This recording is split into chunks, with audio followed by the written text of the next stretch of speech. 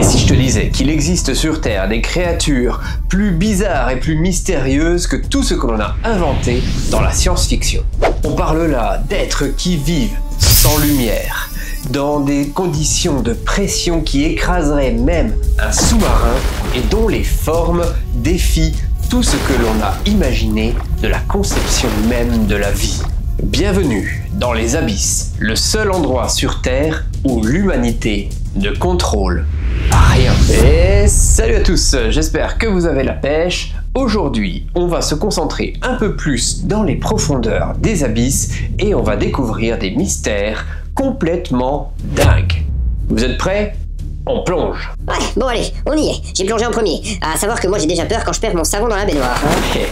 Prépare-toi Léon, parce que tu vas être surpris. Ce que tu vas découvrir aujourd'hui fait passer les monstres de Hollywood pour des petites peluches. Les géants des abysses. Imagine juste un œil aussi grand qu'un ballon de basket. Maintenant, imagine aussi des tentacules longues comme un immeuble. Et pour nous rassurer, un bec capable de broyer littéralement un requin. Ce n'est pas un mythe, c'est le calmar colossal. Et actuellement, c'est le plus grand invertébré de la planète. Découvert pour la première fois dans l'Antarctique, il peut atteindre jusqu'à 14 mètres de long. Et pourtant, on ne l'a presque jamais observé vivant. Ses ventouses sont garnies de crochets tranchants adaptés pour déchirer dans le noir absolu. Et son œil est le plus grand du règne animal, 27 cm de diamètre. Il lui permet de capter la moindre lumière dans les ténèbres, même celle d'un prédateur géant, comme le cachalot. Les abysses ont toujours nourri nos mythes. On pense là au kraken, mais aussi au léviathan et bien d'autres. Et quand on regarde nos images réelles filmées par des submersibles, eh bien on comprend pourquoi ces légendes ont tant persisté dans le temps. Parce que là-dessous, la frontière entre la science et la mythologie devient très floue. Ouais, enfin, si le kraken existait vraiment, j'espère pour moi qu'il est vegan. Des formes de vie étranges et leurs super pouvoirs. Dans les profondeurs, tu le sais certainement, la lumière du soleil ne pénètre plus. Il n'y a plus de lumière. Du coup, la vie a créé une autre forme de lumière. On l'appelle la bioluminescence. Ici, on parle de poissons qui allument leur proie. On parle aussi de méduses qui se camouflent dans des halos bleus et des calmars qui clignotent comme des panneaux d'avertissement. Tu l'auras compris, ici, briller, c'est vivre. C'est fascinant, hein? Certaines espèces produisent cette lumière grâce à des bactéries symbiotiques. Et d'autres, comme le poisson dragon, contrôlent totalement leur luminescence grâce à des organes spécialisés appelés photophores. Mais la lumière n'est qu'un des nombreux super pouvoirs des profondeurs. Il existe aussi des créatures capables de survivre à plus de 1000 bars de pression, sans oxygène ni lumière. Des créatures qui vivent près des fumeurs noirs, des volcans sous-marins qui rejettent du soufre brûlant à 400 degrés Celsius. Donc t'as des vers géants qui vivent dans du poison brûlant. Cool. Ah bah moi qui suis Jaco quand je me douche à 40 degrés, bon. Ces vers, ces bactéries, ces crabes blancs ne tirent pas leur énergie du soleil.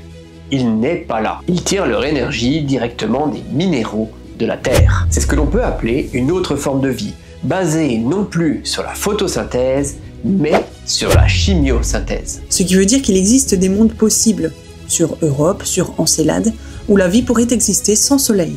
Les abysses terrestres sont peut-être le miroir de la vie extraterrestre. Nouvelles découvertes et mystères. 2025 marque une nouvelle ère pour l'exploration des fonds marins. Les submersibles autonomes, les drones sous-marins et les caméras ultrasensibles nous montrent chaque année des centaines de nouvelles espèces. Des méduses aux formes fractales, des poissons au corps transparent, des créatures si sensibles qu'elles se désintègrent à la lumière du jour. Mais plus on en découvre, plus les questions s'accumulent. Certaines espèces vivent à des profondeurs où il est impossible de plonger. On ne sait même pas comment elles se reproduisent ni comment elles migrent. Et certaines disparaissent du radar pendant des décennies avant de réapparaître dans une autre zone de l'océan. On estime qu'environ 90% des espèces des abysses resteraient encore inconnues. Autrement dit, on ne connaît pas encore la majorité des habitants de notre propre planète. Et moi qui pensais que l'inconnu de l'espace était flippant. Là, c'est presque angoissant. Protéger les profondeurs. Mais pendant qu'on découvre ce monde caché, on le détruit aussi. Rapidement, les filets de pêche descendent de plus en plus bas. Les déchets plastiques, quant à eux, descendent de plus en plus profond et atteignent les fosses les plus basses de la planète. Et désormais, des entreprises pensent miner les fonds marins pour extraire des matériaux rares. Or, ces écosystèmes mettent des milliers d'années à se régénérer, et détruire un champ hydrothermal, c'est effacer une bibliothèque entière de la biodiversité. Les abysses ne sont pas un décor de science-fiction, c'est un sanctuaire. Un réservoir de vie, de mystère et peut-être même de réponses sur nos origines. Tant que les océans gardent leurs secrets, il nous restera une raison de plonger. Pas simplement pour découvrir, mais aussi pour s'émerveiller. Les abysses, quant à eux, nous rappellent une chose très simple. Nous croyons, humains, contrôler la Terre, mais nous n'en avons exploré qu'une infime petite partie. Et si le vrai mystère, ce n'était pas ce qu'il y a sous la mer, mais on pourrait bien découvrir ce que l'on ignore encore sur nous-mêmes. C'est d'humeur poétique, mon cher Léon. Allez, remonte à la surface. Ouah, ça fait du bien de respirer un air frais. Bon, il est temps pour moi de vous laisser. J'espère que cette petite vidéo vous aura plu. N'oubliez pas de vous abonner, de liker la vidéo et d'activer la petite cloche pour ne rien louper. Je vous retrouve la semaine prochaine pour une nouvelle vidéo. C'était le Chat Perché. Allez, ciao!